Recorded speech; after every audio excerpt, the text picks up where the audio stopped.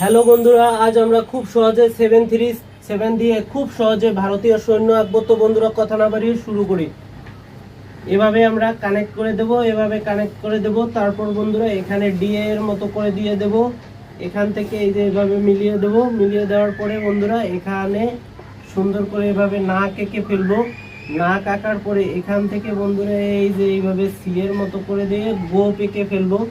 গোপ আঁকার পরে বন্ধুরা এখানে উল্টো থ্রির মতো করে দিয়ে মুখ কাট করে ফেলবো, লাভের মতো করে দিয়ে এভাবে দিয়ে এই যে এভাবে দিয়ে দেব। থুতনা এঁকে ফেলবো, এটা কানেক্ট করে দেব। তারপর বন্ধুরা এভাবে দিয়ে গলাটা দিয়ে দেব। এরপর এখান থেকে এভাবে রেখা দিয়ে বডিটা দিয়ে দেবো, এভাবে দিয়ে দেবো, এভাবে দিয়ে দেবো।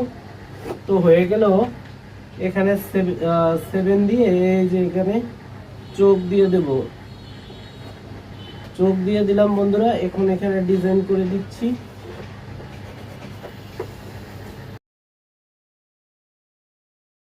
বন্ধুরা হয়ে গেল ভারতের সৈন্য আট করা। আজকের ভিডিওটি ভালো লাগলে লাইক কমেন্ট শেয়ার করবেন। ইন্ডিয়া থেকে যারা দেখছেন অবশ্যই কমেন্ট করবেন। ভালো থাকবেন, বাই বাই।